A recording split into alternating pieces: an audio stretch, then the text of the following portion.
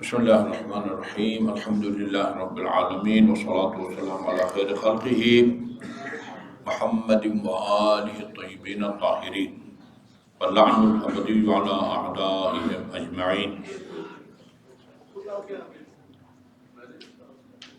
یہ پہلے بھی میں عرض کرتا رہا ہوں، ہمارے جو مراجع نظام ہیں مجتہدین، وہ زیادہ اپنی جو صلاحیتوں کو اجاگر کرتے ہیں، محنت کرتے ہیں، وہ فقہ کے میدان میں کرتے ہیں، فقہ کے بارے میں حلال حرام وغیرہ اس پر زیادہ توجہ دیتے ہیں۔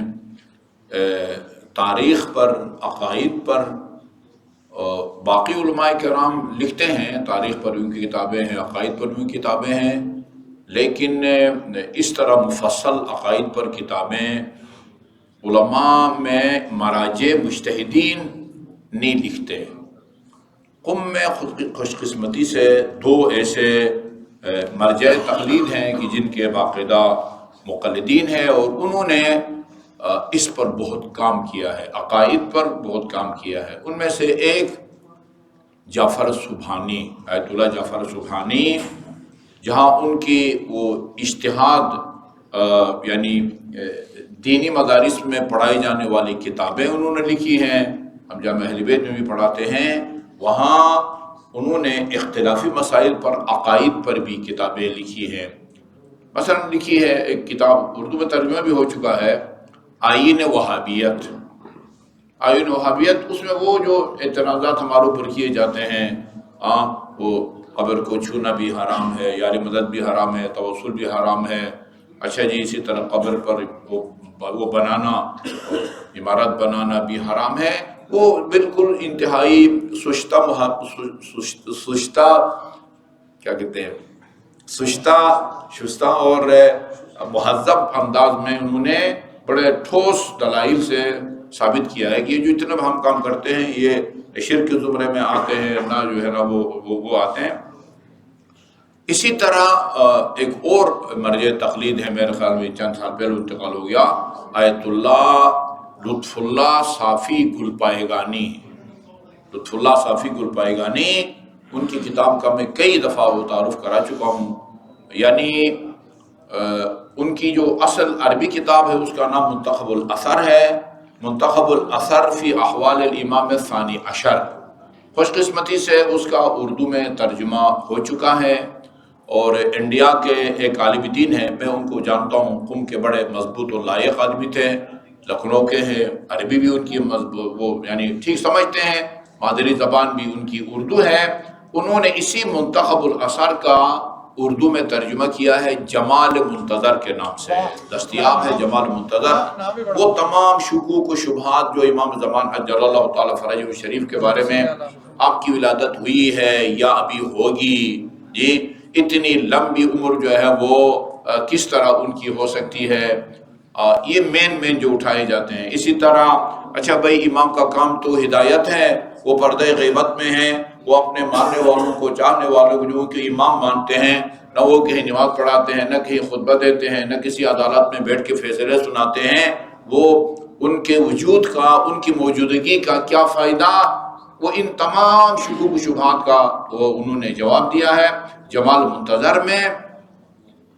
اور اسی عظیم مجتہد نے ایک اور کتاب، اس سے شاید دگنی ہو اس کی چوڑائی، امامت اور مہدویت۔ امامت اور مہدویت، البتہ اس کا ابھی تک اردو میں ترجمہ نہیں ہوا ہے، عربی میں ہے، امامت اور مہدویت۔ اس کے اندر انہوں نے کئی روایتیں جو ہے نا وہ دی ہیں۔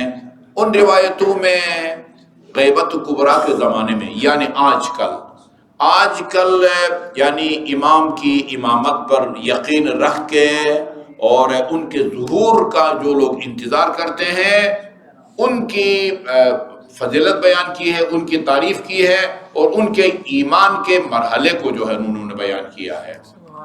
اچھا وہ جملہ میں آپ کی خدمت میں وہ عرض کرتا ہوں۔ اچھا جی، وہ یہ روایت یہ ہے، من مات منکم وهو منتظر لهذا الامر، اچھا یہ عجیب غور طلب روایت ہے، آپ غور سے سنیے گا. من مات منکم وہو منتظر لہذا الامر. اچھا جس شخص کو تم میں سے اس آخری امام کے انتظار میں موت آ جائے، جیسے آج کل ہم اپنے انتظار میں ہیں، ابھی تک بقید حیات ہیں، اور امام کے ظہور سے پہلے ہمیں موت آ جائے، لگتا ہے ایسے ہی ہوگا. ٹھیک ہے جی. اور چونکہ کذب الوقاتون یہ روایت میں ہے، کذب الوقاتون جو مقرر کرے نا فلاں سال کے امام کو ظاہر ہوگا، یہ بہت سارے لوگ جو ہے نا زیب داستان، وہ پتہ نہیں کہ مجالس کو، اپنے سیمینار کو، اس کو زیادہ زینت بخشنے کے لیے وہ کچھ بناتی، یہ وہ علامت بھی ہو گئی، یہ علامت بھی ہو گئی، ایسا لگتا ہے بس ابھی جو ہے نا وہ اپریل میں امام آنے والے ہیں. ایسا نہیں ہے.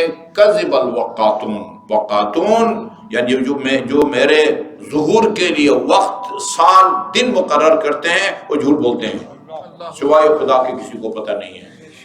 شاید کہا جا سکتا ہے جس بےتابی سے ہم منتظر ہیں اس سے زیادہ بےتابی سے خود امام منتظر ہیں، لہذا ان کو منتظر بھی کہہ سکتے ہیں، منتظر بھی کہہ سکتے ہیں. منتظر انتظار کرنے والا، منتظر جس کا انتظار کیا جائے. ہم ان کا انتظار کرتے ہیں تو ہم وہ منتظر ہیں، وہ منتظر ہیں، اور وہ خود بھی ہماری طرح اپنے ظہور کے منتظر ہیں، لہذا ان کو منتظر بھی ہم جو ہے نا وہ کہہ سکتے ہیں.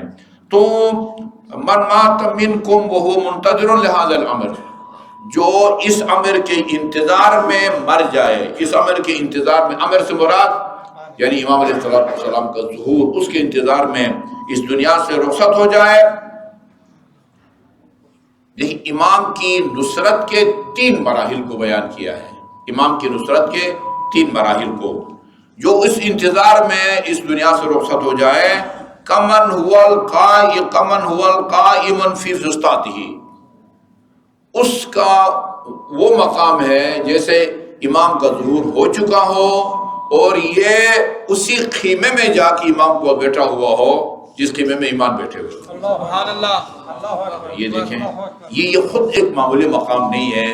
اس کیمپ میں کہیں یا اس خیمے میں یا اب چھونی میں، جو بھی عام فہم الفاظ ہیں، جو امام کے ظہور کے انتظار میں اس دنیا سے اٹھ جائے، اس کا وہ مقام ہے جو مقام اس آدمی کا ہے جو امام کے ساتھ اسی خیمہ، فسطاط کہتے ہیں خیمے کو نا، خیمے میں، ٹینٹ کہیں یا چھونی میں بیٹھا ہوا ہو.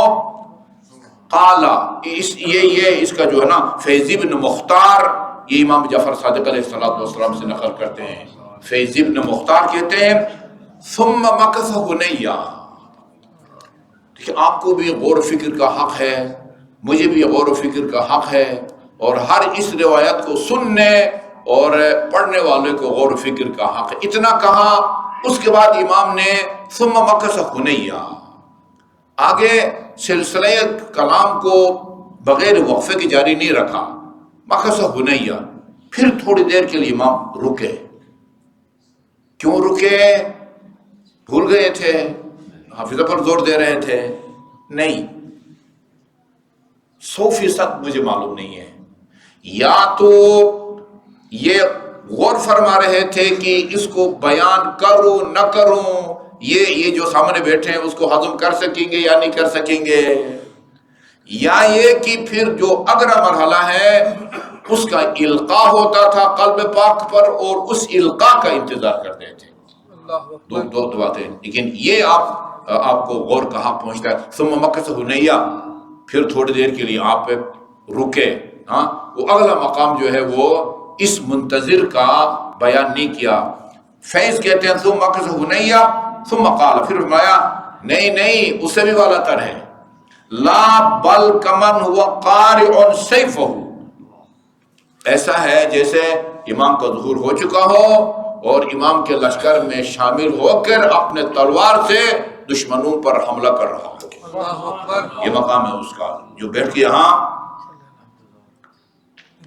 وہ دوسری روایت میں ہے کہ یعنی اس زمانے میں جب ہم امام کو اپنی آنکھوں سے نہیں دیکھا، یعنی بہت سارے لوگ گزرے ہیں جنہوں نے اپنے آنکھوں سے امیر المومنین کو دیکھا، امام حسن کو دیکھا، امام حسین کو دیکھا ہے، امام حسن عسکری علیہ السلام کو دیکھا ہے، ہم نے نہیں دیکھا، لیکن روایات کو سن کے اور پڑھ کے امام زمان کی امامت کا ہم کو اتنا ہی یقین ہے جتنا امیر المومنین کی امامت کا یقین ہے۔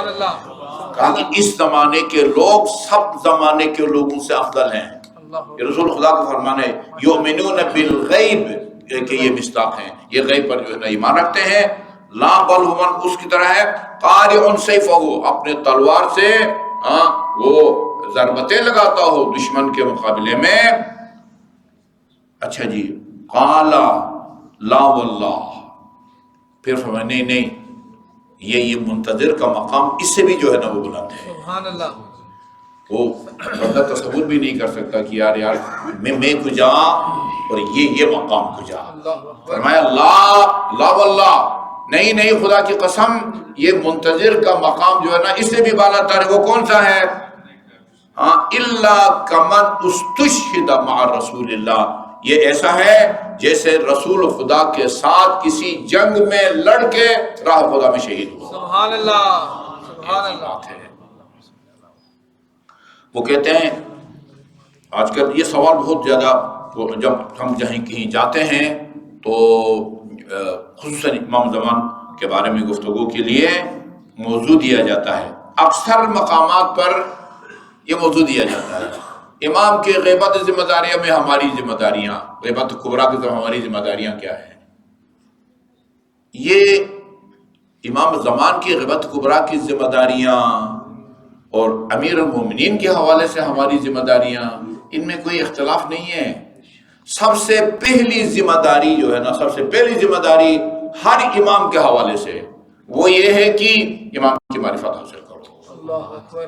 امام کی معرفت کا مطلب یہ نہیں ہے کہ امام علیہ السلام کے والد گرامی کا نام وہ حسن تھا، ٹھیک ہے جی، عسکری آپ کا لقب تھا، اور مادر گرامی کا نام سوسن تھا یا نرجس تھا یا مثلا سیقل تھا، ٹھیک ہے جی، اچھا جی وہ سامرہ میں پیدا ہوئے، یہ معرفت نہیں ہے۔ اتنی معرفت ہر تاریخ دان سمجھتا ہے، ہر تاریخ دان سمجھتا ہے۔ معرفت کا مطلب کیا ہے؟ اس مقام کو سمجھیں اور اس مقام کا اقرار کریں جو مقام اللہ تعالیٰ نے علی سے لے کر امام زمان تک ان دینی پیشواؤں کو اللہ تعالیٰ نے دیا ہوا ہے، یہ مقام حاصل کریں۔ اچھا جی، وہ ان کا مقام کتنا بلند ہے یہ آج میں آپ کو سنا رہا ہوں۔ بسم اللہ۔ ان کا مقام کتنا بلند ہے۔ اچھا، خدا کو جیسا ہے وہ ہے ویسا ہم اس کو نہیں پہچان سکتے، ٹھیک ہے جی، یہ بار بار میں نے آپ کو بتایا ہے، خدا کو جیسا وہ ہے ہم اس کو نہیں پہچان سکتے ہیں۔ رسول کا بھی جو مقام خدا کی بارگاہ میں ہے نا اس کو بھی نہیں سمجھ سکتے، اور علی اور اولاد علی کا جو مقام ہے خدا کی بارگاہ میں، وہ ہم اپنی سطح، اپنے معلومات، اپنے مطالعے کے مطابق کچھ نہ کچھ معلومات رکھتے ہیں، لیکن جو حقیقی مقام ہے ان کو ہم درک کرنے سے قاصر ہیں۔ اچھا جی، وہ جسمانی قد و قامت کو تو ہم سمجھ سکتے ہیں، نام، ولدیت، ایڈریس وغیرہ کو بھی جو ہے نا وہ سمجھ سکتے ہیں، لیکن جو مقام ہے نا، مقام وہ کسی کے کا جو مقام ہے وہ سمجھ سکتا ہے جو ان کے تمام فضائل من جملہ اس کے علم کا احاطہ کر سکے، اس کے علم کا احاطہ کر سکے۔ یہ تو سنی شیعہ کی سب کتابوں میں لکھا ہوا ہے کہ کوئی انسان علی کے علم کا احاطہ نہیں کر سکتا، یہ صرف علی کے بارے میں کہا گیا ہے۔ ہمارے عقیدے کے مطابق علی نے اپنا علم اپنی رحلت کے بعد حسن تک منتقل کیا ہے۔ نہ حسن کے علم کا آپ احاطہ کر سکتے ہیں، نہ حسین کے علم کا احاطہ کر سکتے ہیں جی، یہ تو ہے نا، ان اللہ جعل لأخی علی ابن ابی طالب فضائل لا تحصی کثرۃ، یہ سب نے لکھا ہے، شیعہ نے بھی لکھا ہے اور سنی نے بھی لکھا ہے۔ اچھا، یہ روایت دیکھیے، ابو حمزہ سمالی امام زین العابدین کے انتہائی مخلص صحابی تھے، دعائے ابو حمزہ سمالی یہ 1 سپارہ کے برابر ہے، دعائیں ابھی رمضان مبارک میں اللہ تعالیٰ ہم کو توفیق دے. ایک سپارے کے برابر دعائیں ابو حمزہ سمالی ہے. یہ تعلیم فرمائی ہے امام زین العابدین نے ابو حمزہ سمالی کو.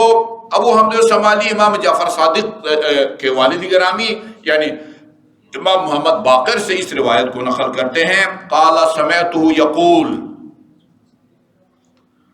ابو حمزہ کہتے ہیں کہ میں نے امام محمد باقر کو فرماتے ہوئے سنا، ان حدیثنا صعب مستصعب.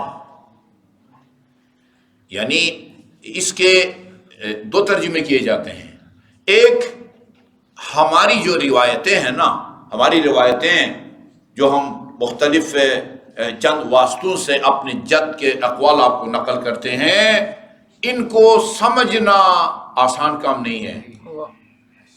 آسان کام نہیں ہے. جس طرح بات قرآنی آیات پیچیدہ ہوتی ہیں، ان کا مطلب سمجھنا مشکل ہوتا ہے، اسی طرح ہمارا جو کلام ہے اس کا سمجھنا بھی، البتہ سب کلام نہیں، بات تو بالکل جو ہے نا وہ سادہ سادہ ہے.